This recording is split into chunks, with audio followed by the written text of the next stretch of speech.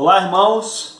Vamos então agora começar o nosso estudo bíblico na primeira carta de Paulo à igreja que está na cidade de Corinto. 1 aos Coríntios é um texto também maravilhoso. O apóstolo Paulo ele traz uma série de ensinamentos em suas cartas a respeito da vida cristã, a respeito da doutrina bíblica, coisa muito profunda que nós vamos aprender com o apóstolo Paulo. E como nós estamos começando hoje, nós vamos nos deter um pouquinho a introdução a respeito dessa carta, né? Aquela igreja que estava em Corinto, né?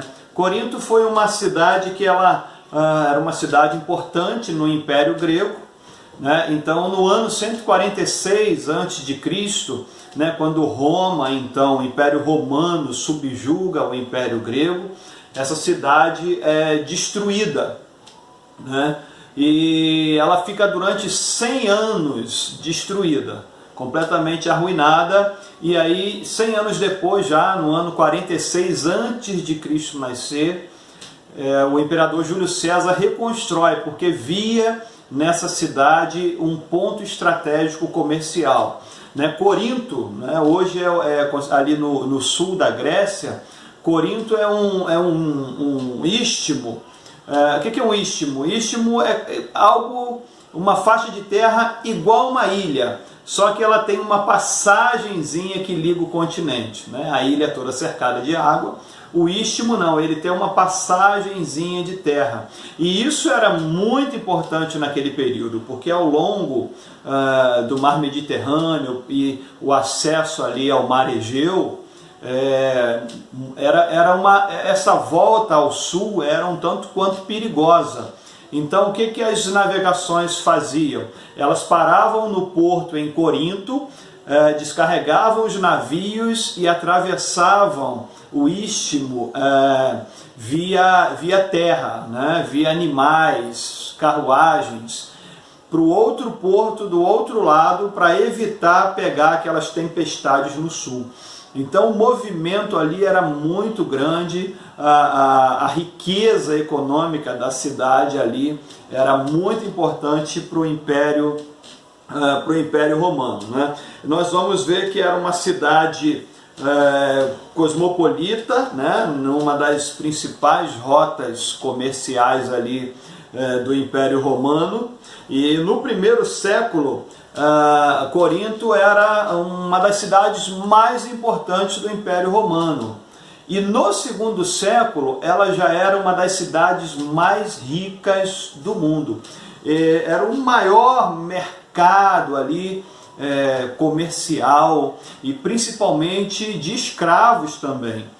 Os historiadores dizem que no período ali do Novo Testamento, a cidade possuía mais ou menos 600 mil habitantes, 600 mil pessoas, né, moravam ali em Corinto, sendo que 140 mil eram pessoas livres, era uma classe mais nobre, e os outros 460 mil eram escravos. Esses historiadores vão falar que Corinto chegou a negociar em um dia só 60 mil escravos. Então era uma cidade com movimentação de produtos, né? E inclusive uma movimentação grande, uma negociação grande de escravos.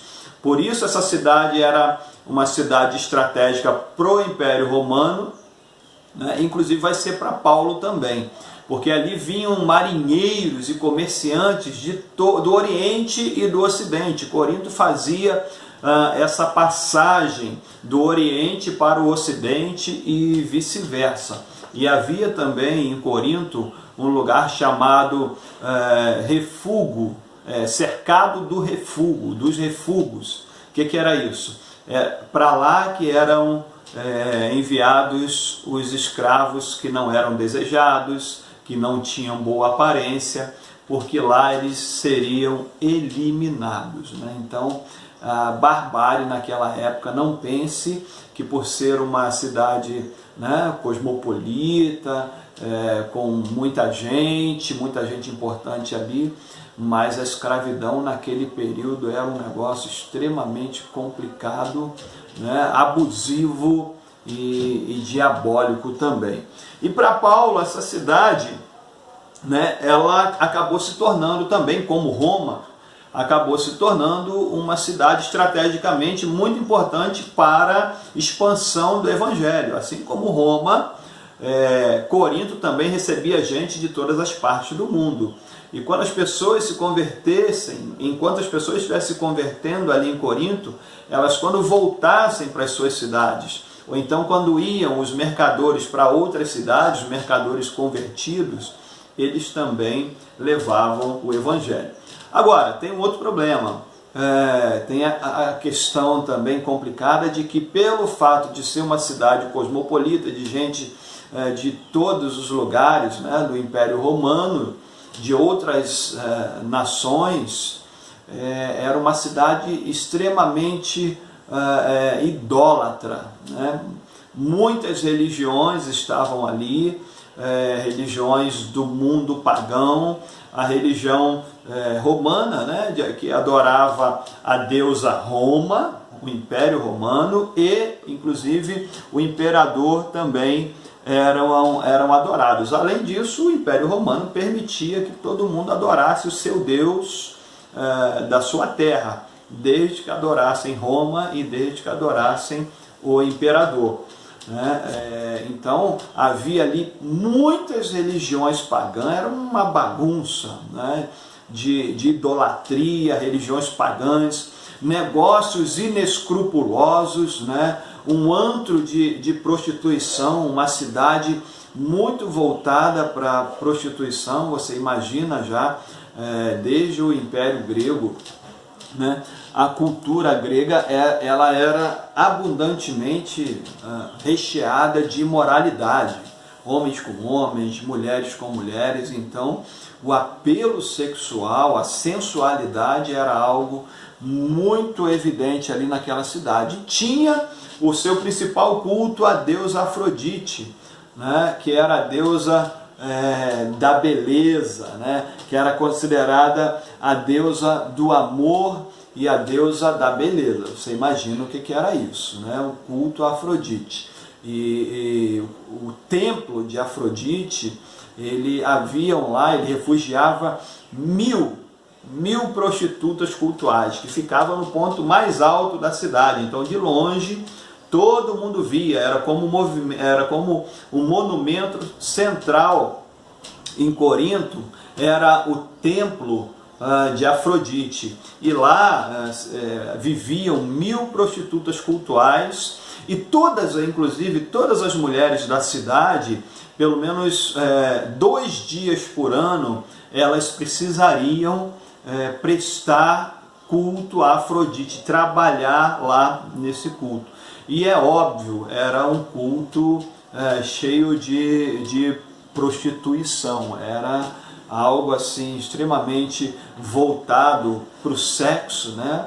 A deusa do amor, a deusa da beleza. Então as mulheres rapavam a cabeça, né? Então quando você encontrava uma mulher de cabeça rapada, né, pela rua, de cabelo curtinho, ou elas tinham acabado de sair do templo, ou elas ainda estavam prestando esse serviço à deusa Afrodite. E aí é por isso que nós vamos ver o apóstolo Paulo dizer para as mulheres da igreja, para elas não cortarem os cabelos. É diferente da nossa questão hoje. Uma mulher de cabelo cortado, uma irmã da igreja de cabelo curtinho, cortado, ia ser confundida com quem? Com uma prostituta cultual. Então Paulo vai falar isso para proteger a mulher da igreja. Nós vamos ver lá na frente, 1 Coríntios capítulo 14, no capítulo 14 desse texto, verso 32, 33, 34 por aí, que Paulo fala que inclusive é indecente as mulheres falarem na igreja.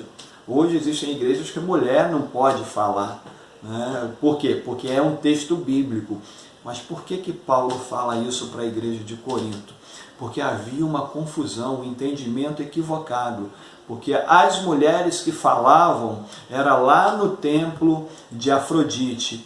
E como a igreja de Corinto era uma igreja composta de judeus, de gentios, de gente que vinha desse mundo pagão, desse mundo idólatra, né? Pessoal que costumava frequentar o templo de Afrodite e agora estavam se convertendo. Você imagina aqueles homens chegarem na igreja e ver uma mulher falando. Eles iam ligar aquela mulher na igreja de Corinto à prostituta cultual. Então Paulo proíbe as mulheres de falar na igreja dentro daquele contexto. Nós vamos ver isso um pouquinho lá na frente. Então, Corinto vai se tornar uma igreja, uma cidade estratégica para Paulo, né? Pelo fato de ter muitas pessoas passando ali de muitas regiões. E ali então ele vai lá em Atos capítulo 18, a partir do verso 1, você vai ver que ele funda uma igreja lá nessa cidade de Corinto, junto com um casal também, Áquila e Priscila. Eles fundam aquela cidade. Paulo fica ali 1 ano e 6 meses trabalhando ali, sai dali para Éfeso, deixa aquela igreja plantada ali, né? E lá de Éfeso, durante 3 anos que ele esteve lá em Éfeso, ele escreve essa carta porque ele sabe que estão acontecendo alguns problemas na igreja de Corinto, né? Então quando Paulo, Priscila e Áquila vão para Éfeso, chegando em Éfeso, eles conhecem um judeu, um homem chamado Apolo, muito bom na pregação, mas que ainda não conhecia o Evangelho de Jesus. Então, Áquila e Priscila evangelizam Apolo, e Apolo queria ir para Corinto. Então eles evangelizam, eles falam a respeito do Evangelho e mandam Apolo então lá para a igreja de Corinto. E Apolo se torna um daqueles líderes ali da igreja de Corinto, pelo seu conhecimento, pela seriedade. Então guarda esse nome aí. Então a igreja de Corinto foi fundada ali na segunda viagem do apóstolo Paulo, segunda viagem missionária, por volta do ano 51, 52 ali, depois de Cristo. E aí ele está ali junto com Áquila e Priscila, e também Silas e o jovem Timóteo estavam com eles ali na cidade de Corinto. Então Corinto, a gente precisa sempre ler e tendo essa ideia no coração de que era uma igreja nova, composta de gente que vinha do mundo pagão, todo tipo de gente, e isso, numa igreja nova, acaba tendo uma série de consequências, né? E a primeira, chegamos então no capítulo 1, depois dessa introduçãozinha, chegamos no capítulo 1. Essa introdução é importante porque nós precisamos lembrar de que tipo de igreja, né? Quando nós estudamos Romanos, a gente estava sempre lembrando de que tipo de membros era composta a igreja de Roma. Para nós entendermos a carta de Paulo direitinho, nós precisamos entender que tipo de igreja era aquela. A igreja de Corinto era mais ou menos assim, uma igreja um tanto quanto sem forma, meio bagunçada. Por quê? Por causa dessa mistura de gente das origens mais diversas, né? Adoradores de outros deuses que tinham se convertido, mas que traziam uma bagagem religiosa extremamente permissiva, perniciosa, né? Doentia, idólatra. Mas aquele pessoal estava junto ali na igreja. O apóstolo Paulo vai escrever então essa carta ali para eles e vai falar de uma série de problemas, né? De partidarismo, imoralidade sexual, vai falar sobre irmãos que levavam outros irmãos às barras dos tribunais dos ímpios para julgarem as suas causas. Ele vai falar também sobre o casamento, ele vai falar sobre os dons, né? De uma forma muito especial sobre o dom de línguas. Nós vamos ver isso um pouquinho mais à frente. Então, aqui no capítulo 1, ele vai falar, ele começa falando, né, a respeito, né, faz uma saudação, falando do sentimento dele pela igreja de Corinto, uma igreja que ele fundou, e a partir do versículo 10 ele começa a tratar de fato dos problemas da igreja. E o primeiro problema da igreja que ele vai tratar aqui é divisão. Queridos irmãos que caminham comigo já há muito tempo, sabem muito bem que isso é uma das grandes frentes de trabalho que nós temos aqui. A comunhão. A comunhão é o alicerce da igreja. Divisão, quer acabar com uma igreja, é ter divisão. O que é divisão? Já falei isso em algum momento aí para trás. Divisão, de duas, visão, duas visões. A igreja pode ter gente diferente, gente que pensa diferente, mas a gente tem que trabalhar com o mesmo propósito. Não podem haver duas visões, né? Não pode haver divisão. Isso mata completamente a igreja. Uma igreja dividida, Jesus disse que um reino dividido contra ele mesmo não subsistirá. Assim é uma igreja. A igreja precisa ter uma visão. Somos todos diferentes, mas a visão que nós temos é uma só. E precisamos entender que essa visão sempre é a visão de Jesus para aquela igreja local. Qual é o problema que está acontecendo aqui? Né? 3 grandes nomes respeitados na igreja. Paulo, o seu fundador, Pedro também, e Apolo, que era o seu atual pastor ali. Então, uns diziam que eram discípulos de Apolo, outros diziam que eram discípulos de Pedro, outros diziam que eram discípulos de Paulo. E aí Paulo vai cortar o mal pela raiz, e ele vai dizer, por um acaso foi Paulo crucificado por vocês? Não, vocês não têm que ser de Paulo, vocês não têm que ser de Apolo, vocês não têm que ser de Pedro, vocês têm que ser de Cristo. Você não é ovelha do pastor Fábio, você é ovelha de Jesus. Lembra que eu falo muito sobre isso aqui na igreja? O pastor Fábio não está entre você e o Senhor. Quem está entre você e o Pai é Jesus. Ele que é o teu pastor. Pastor com P maiúsculo. Pastor Fábio aqui com P minúsculo está aqui somente para ajudar, somente para coordenar a caminhada da igreja, para que ninguém se perca nesse caminho. E eu vou precisar entregar cada ovelha na mão do meu chefe, né, do bom pastor, aquele que me contratou. Então ele vai falar sobre divisão na igreja, que a divisão deve ser abolida e que eles deveriam ter um só pensamento. Nós somos de Cristo. Não somos de Paulo, não somos de Pedro. Algumas versões falam Cefas, né? Cefas era o nome de Pedro. Nós somos não somos de Apolo, não somos de Cefas ou Pedro, e nós não somos de Paulo. Nós somos de Cristo. Cristo que é o cabeça. E a partir do verso 18 até o verso 31, ele vai falar a respeito da loucura de Deus, que a loucura de Deus é mais sábia que a sabedoria dos homens. Talvez para a gente não vai entender muito bem esse contexto, mas naquele tempo aquela igreja entendia muito bem a respeito disso. Deus vai usar aqui algo louco, né? Dizer entre aspas assim, porque Deus não é louco, mas ele vai usar algo louco para revelar sua sabedoria e seu poder, né? E que loucura é essa? O que Deus vai usar? A cruz e a pregação, né? A cruz para os judeus, vai dizer lá no verso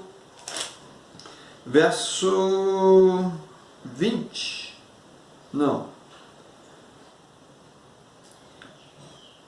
23, mas nós pregamos a Cristo crucificado, escândalo para os judeus e loucura para os gregos. Os judeus, pelo menos aqueles que não se converteram, jamais aceitaram a ideia do seu rei ser crucificado e ser humilhado pelo Império Romano. Não, eles acham aquilo uma loucura, eles acham aquilo um impropério. Inclusive lá na cruz, por isso que a cruz é loucura para os judeus, Jesus vem durante 3 anos no seu ministério fazendo uma série de sinais, de milagres, inclusive o milagre de trazer um morto de volta à vida. Assim foi com o filho da viúva de Naim, assim foi com Lázaro e tantos outros milagres, e os judeus ainda pediam a ele sinal. E quando Jesus estava lá na cruz, você vai ver isso lá em Mateus capítulo 27, se eu não me engano no versículo 40, você vai ver lá na crucificação que enquanto Jesus estava sendo crucificado,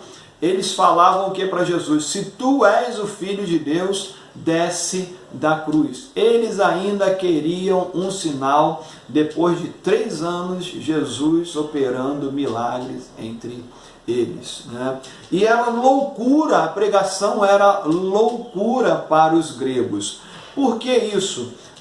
Porque os gregos confiavam muito na sabedoria. A cultura grega era uma cultura muito pautada sobre a filosofia grega, que era alicerçada sobre a sabedoria, sobre o conhecimento, sobre o questionamento das coisas, né?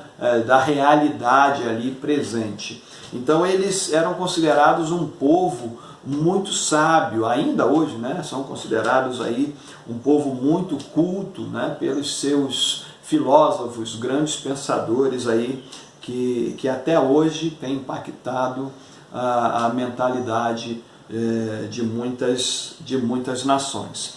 Então, para os gregos, isso também era loucura. E Paulo vai dizer aqui que a cruz e a pregação são a sabedoria de Deus, e que eles não podem encontrar a sabedoria de Deus através da sabedoria humana.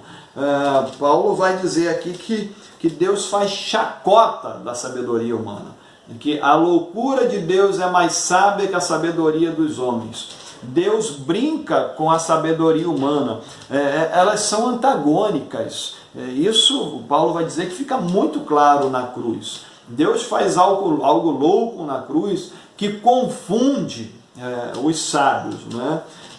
Então isso para os judeus, isso para os gregos era loucura, era escândalo, a cruz e a pregação. E quando eu disse que em relação a essa questão de loucura para os gregos em relação à sabedoria, não em si a sabedoria intelectual, aos estudos, não. A sabedoria que Paulo fala aqui dos gregos, né, nós estamos aqui no meio de um império grego-romano. Os romanos tinham subjugado a Grécia, mas trouxeram com eles a cultura grega. Então, o que Paulo vai dizer aqui o problema não é a sabedoria humana na questão do intelecto, na questão dos estudos, mas é na questão da independência de Deus, né? Eles questionavam a existência de Deus. E um dos pontos principais, para a gente terminar, era a questão do gnosticismo, que vai se tornar um problema seríssimo para a igreja, que a igreja combate, né? Que os pastores lá da igreja do Novo Testamento, os pastores depois que os apóstolos morrem, os pastores que assumem aquelas igrejas, chamados de pais da igreja, eles vão combater veementemente, que é o pensamento gnóstico, que tinha uma ideia, dentre outras, uma das suas principais ideias era de que o dualismo entre o bem e o mal, né? Tudo aquilo que é matéria é mal, inclusive o corpo. Né? O nosso corpo é mau, e aí você poderia fazer o que você quisesse com o teu corpo, porque o teu corpo essencialmente já é mau. E eles diziam que a única coisa boa que tinha era o espírito, né? E a igreja vai combater isso dizendo, não, Deus fez todas as coisas, e todas as coisas que Deus fez são boas, inclusive o nosso corpo. Ele pode ser usado para o mal, de acordo com a vontade de cada um, mas essencialmente Deus criou todas as coisas boas. Então esse dualismo entre o bem e o mal, que o corpo é mal e que o espírito é do bem, essa era uma marca forte do gnosticismo que a igreja vai combater veementemente. Nós avançamos um pouquinho no nosso tempo aqui hoje por causa dessa introdução. É importante que você saiba o contexto daquela igreja, porque nós vamos encontrar muitas coisas interessantes aqui em que a gente vai precisar lembrar de que a igreja de Corinto era uma igreja muito miscigenada, né? De gente que vinha de todo tipo de religião. Amém, querido? Que Deus te abençoe. Então vamos para 1 Coríntios, vamos mergulhar aí nessa carta maravilhosa e tão esclarecedora né, para nós. Que Deus te abençoe em nome de Jesus. Amém.